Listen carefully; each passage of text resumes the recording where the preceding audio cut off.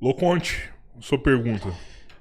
Pegando já o gancho das armas, eu pessoalmente sou uma pessoa que gosta de armas até certo nível, sou um entusiasta, né? Gosto de pesquisar e tal. Porém, Você é CAC, Loconte? acho que eu nem tenho Não idade. atrapalha não, cala a boca. Não, não. Fiquei na dúvida aqui. Será que o cara é CAC, né? Desculpa. Acho que nem vai dar 3 minutos, pode ir. Então, eu até gosto, mas quando a gente vê em perspectiva de exemplos de outros países, a gente vê que as armas não são a solução para o crime. Inclusive, elas podem ser até um problema muito sério quando elas são justamente desregulamentadas, né? Os Estados Unidos da América é hoje o país com mais armas por habitantes per capita e muito mais do que o segundo lugar, que é o Iêmen, né? E muito mais do que o quarto lugar, que é muito citado, que é a Suíça, que tem 4 vezes menos armas do que os Estados Unidos, né? Então, os Estados Unidos é 4 vezes mais armado do que a Suíça. Então, a gente vê justamente nos Estados Unidos os fenômenos acontecendo como tiroteios em escolas, massacres em nível muito maior que o resto da Europa, né? O resto da Europa, muito maior do que a Europa e outros países, como por exemplo o Japão, que baniu completamente as armas, o que eu posso até concordar que seja um pouco extremo, mas de fato deu resultado. O índice de homicídios e até de suicídios foi abaixando com a medida que o Japão regulamentou suas armas, né? Então, a minha perspectiva de segurança pública mesmo é ter essa regulamentação das armas. Eu acho que o cidadão pode ter sim, mas tem que passar por um rígido processo, né, que não acontece em muitos estados dos Estados Unidos, que inclusive, justamente os estados com menos regulamentação são os estados que têm mais violência por armas em escolas, em periferias e suicídios com armas, né? O estado que mais mata com armas é o Mississippi, junto com a Louisiana e outros estados do sul dos Estados Unidos, que são estados armamentistas. Os estados que a gente tem uma regulamentação, ou seja, a pessoa não pode ir no Walmart comprar uma arma, né? O cara tem 16 anos, vai no Walmart, compra uma arma e faz um tiroteio na escola no dia seguinte, não me parece um modelo muito seguro para o Brasil. O que eu queria entender uma pergunta dupla aqui, né?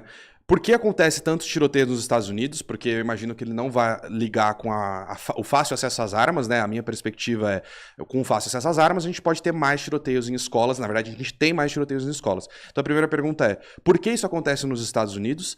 E a segunda pergunta, que é até mais importante, o que impediria isso de acontecer aqui no Brasil? Se a gente tivesse livre acesso, como tem em vários estados nos Estados Unidos, de você poder ir no mercado, comprar uma arma só apresentando RG, o que impediria esses massacres, esses tiroteios acontecerem aqui no Brasil?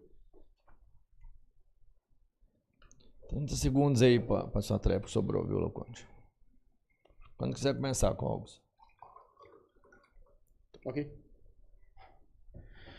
Bom, se o Estado regula as armas, significa que o cidadão não tem mais o direito natural de se defender. E aí nós não podemos ter essa inversão. Na verdade, são as armas dos civis que deveriam limitar o tamanho do Estado, e não o Estado limitar o tamanho das armas dos civis. Então, essa, para mim, é a chave da liberdade. Agora, em relação à regulação de quem pode comprar e quem não pode comprar armas, é muito simples. Se o sujeito tiver tendências criminosas e for um psicopata, ele vai perder o seu direito natural de usar armas, ponto final.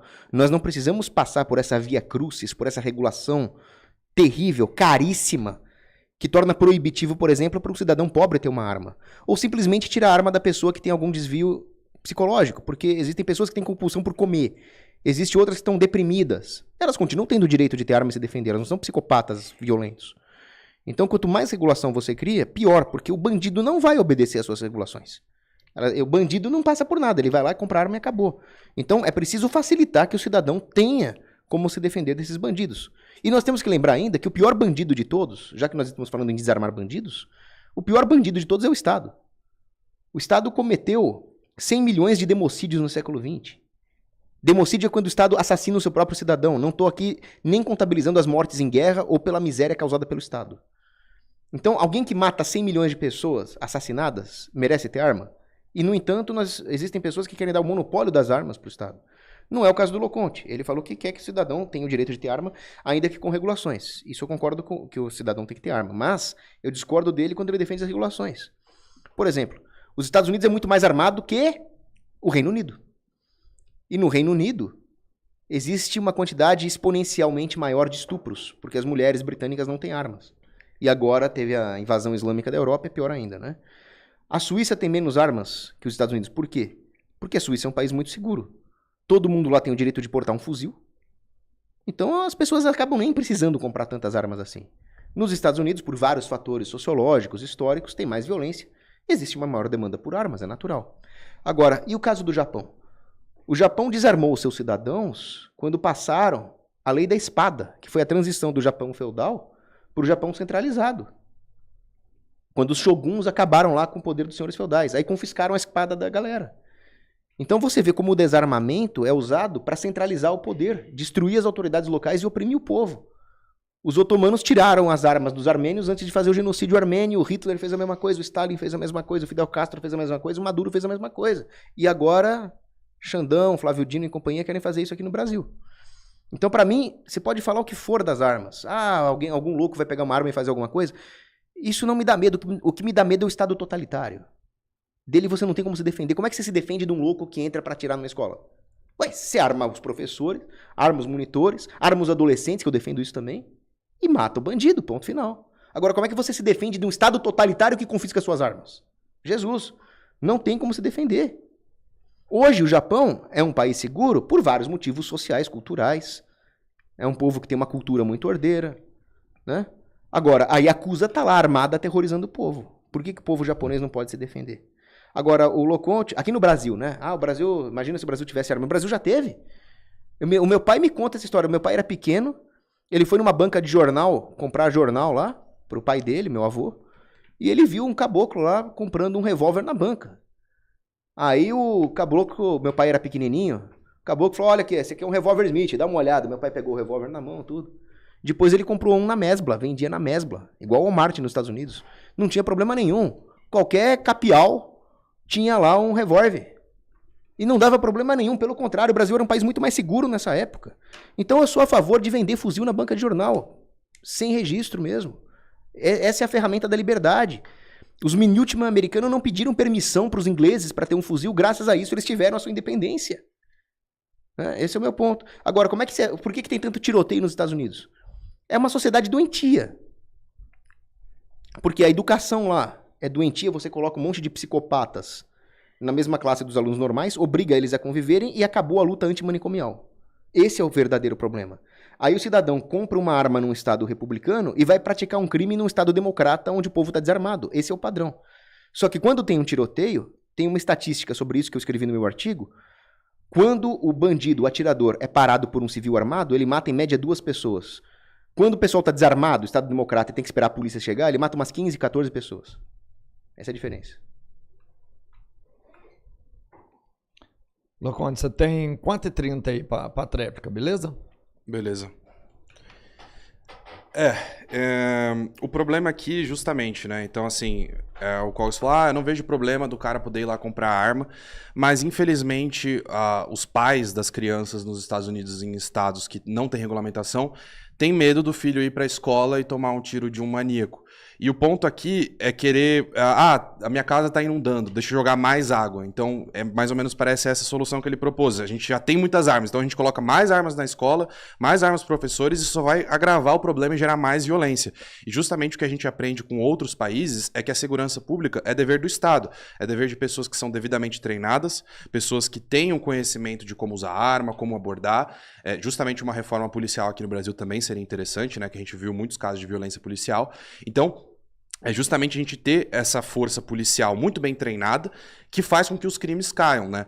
Ele citou dados sobre os estupros no Reino Unido e nos Estados Unidos. Eu não sei se confere, mas de qualquer forma a gente pode pegar as relações de estupro em alguns outros países que também são desarmados e que têm uma polícia eficiente. Então, não é dever da mulher... Eu acho que ela pode sim ter a arma, caso ela queira se defender, mas a maioria das mulheres vai preferir muito mais um sistema de segurança justo, em que ela pode confiar no policial, em que vão ser monitorados também, né? É importante ter essa segurança, né? Monitorados da internet, né? Os tweets, porque muitos desses caras também são ativos na internet, né? Então é importante ter essa vigilância prévia, né? E também ter uma segurança policial boa, justa, e um sistema judicial também com instituições sólidas, né? Eu acho que isso é muito mais importante. Parece que essa questão das armas é mais tentar remediar ali com algo, falar, não, pega uma arma. Não, tem que ter uma segurança pública confiável, uma segurança pública eficiente, que é o que a gente vê nos países mais seguros, né? Os Estados Unidos têm muitos problemas de segurança justamente por isso. Fácil acesso às armas também e uma polícia que não é bem estruturada, uma polícia que a população tem medo, né? Ao invés de confiar.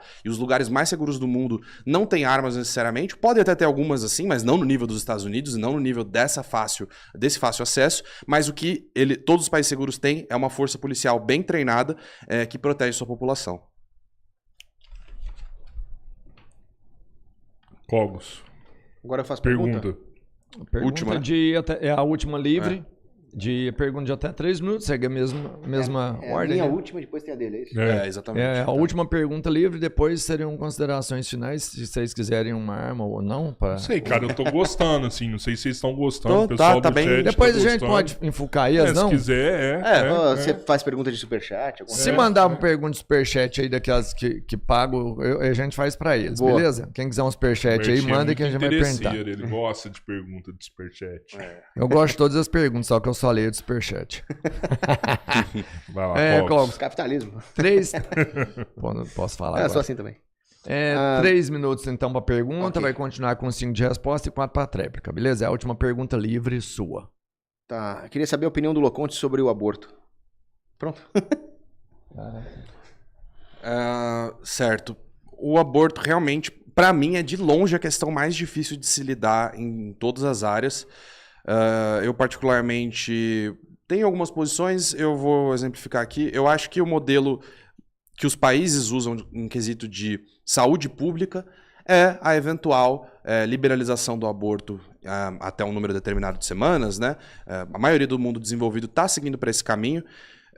O que me tende a ser inclinado à defesa do aborto, mas realmente é um assunto muito complicado, especialmente do que a gente definir, né, da perspectiva do que é a vida, né? Então, eu particularmente acho que o caminho do Brasil deve ser sim. A gente já tem alguns casos, né, que podem ser permitidos. Nos países desenvolvidos, inclusive, alguns não precisam de justificativa. Talvez seja um pouco demais, mas eu acho que, por exemplo, por condições econômicas, né, como o Reino Unido faz, pode ser um caminho interessante. Então, nesse sentido, como saúde pública, eu sou favorável à legalização do aborto. Eu entendo, provavelmente ele vai trazer uma perspectiva ética e tal, o que eu acho muito válido, tá? Em perspectiva ética mesmo, eu acho muito difícil de defender o aborto, pra ser sincero. A minha defesa do aborto é mais como saúde pública, porque as mulheres vão acabar fazendo um aborto ou de forma legal ou indo para outro país. Então, é interessante a gente ter toda essa estrutura do Estado fornecendo ajuda psicológica, ajuda financeira em alguns sentidos, para que a mulher tenha consciência do que ela está fazendo. Inclusive, em alguns países desenvolvidos, a gente tem até a queda do aborto justamente porque na clínica ilegal, a mulher é incentivada a fazer, não, vamos fazer e tal, me dá o dinheiro, já vamos fazer. Já com um procedimento guiado pelo Estado, ela vai receber o apoio psicológico, inclusive em alguns sentidos ela nem pode fazer aquele aborto, né, e o Estado barra, enquanto a clínica ilegal sempre vai incentivar para ganhar mais dinheiro. O Estado vai oferecer esse apoio psicológico e vai oferecer também esses exames médicos que podem barrar o aborto da mulher, ou podem fazer ela desistir, no caso dos exames psicológicos, né, das consultas psicológicas, o que faz com que ele tenda a cair, né, os índices de aborto. Zero. Vai lá. Mas é isso. A minha perspectiva é mais saúde pública. Em questão ética, que é provavelmente que ele vai argumentar, é mais difícil. Mas eu tendo a seguir o modelo do que o mundo desenvolvido está fazendo, que é dar direito à mulher de realizar esse procedimento. Bom, você vai ter aí, na verdade, são 4 minutos para tréplica, você gastou 11 Menos segundos, Tá 8 bom, segundos. tá bom. Yeah. Tem que montar num touro. Beleza, pode fazer 5 minutos então. Certo. Certamente a minha perspectiva é ética e eu dou proeminência à questão ética acima de qualquer consideração utilitária. O feto, ele é um ser humano, ele está vivo e eu sou contra matar qualquer ser humano inocente. Então eu sou contra o aborto e ponto final. Independentemente de qualquer justificativa, eu sou contra o aborto em caso de estupro, eu sou contra o aborto em caso de anencefalia. Eu sou contra o aborto porque quando o pessoal fala, tem risco de vida para a mãe, eu defendo que o médico tem que salvar as 2 vidas, ele pode priorizar qualquer uma delas, mas ele não pode ativamente matar uma delas para salvar a outra, pelo mesmo motivo que eu não posso arrancar o rim do cidadão na rua para salvar outro. Então, esse é o meu ponto ético. Mas eu queria entrar nessas questões de saúde pública e consequências sociais, que é onde o Loconte argumentou. Primeiro ponto, que o aborto não é saúde pública, o aborto é um assassinato de inocente. Então, quando você pega o juramento de Hipócrates que os médicos fazem, eles juram salvar as vidas e se abster de fazer aborto. Então a medicina e a saúde em geral, a enfermagem, fisioterapia, qualquer profissão de saúde, ela consiste em dar bem-estar para o ser humano. Eles nunca vão passar por matar um ser humano, né? Pelo menos não enquanto estão exercendo o seu ofício de saúde pública. Então, para mim, relacionar o aborto à saúde pública, ela é uma confusão terminológica. Quando uma mulher aborta, ela sofre um dano psicológico terrível. Muitas mulheres que abortam, elas se suicidam ou elas entram em depressão, elas têm câncer, porque elas não tiram da cabeça o fato de que elas mataram um ser humano, que, pior, era o próprio filho e era uma criança indefesa. Já conversei muito com um padre, falando que quando a mulher volta no confessionário e confessa o mesmo pecado o tempo inteiro, é provavelmente porque ela abortou. Ela não consegue se perdoar. Ela já foi perdoada, assim, sacramentalmente, mas ela não consegue se perdoar. Alguns falam que quando libera o aborto diminui, mas no Chile aconteceu o contrário, o aborto aumentou. Houve uma maior predisposição ao aborto, porque existe até uma opressão machista nesse sentido, né? O namorado vai lá, engravida a namorada, e ela fica em dúvida se aborta ou não, e o namorado fala, não, agora você vai abortar porque agora é liberado, agora é legal. E aí o homem acaba oprimindo e coagindo a mulher a abortar porque ele usa a desculpa que é legal. Então aumenta o aborto e aumenta também até essa questão da opressão machista, né? Depois você tem uma eugenia. Muitos autores, a Margaret Sanger, por exemplo, defendiam o aborto por motivos eugênicos, queriam eliminar a população pobre, queriam eliminar as minorias étnicas e defendiam o aborto com base nisso. Você tem um outro problema que é de criminalidade e vulnerabilidade social, porque a promiscuidade aumenta com o aborto.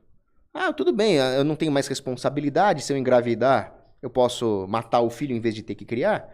Então aumenta aí a promiscuidade. As pessoas saem por aí fazendo sexo, isso desestrutura as famílias, e famílias desestruturadas vão gerar pobreza, vulnerabilidade socioeconômica e criminalidade. Então não existe nenhuma dimensão onde o aborto seria defensável, né? Sobra. Loconte, a sua última pergunta.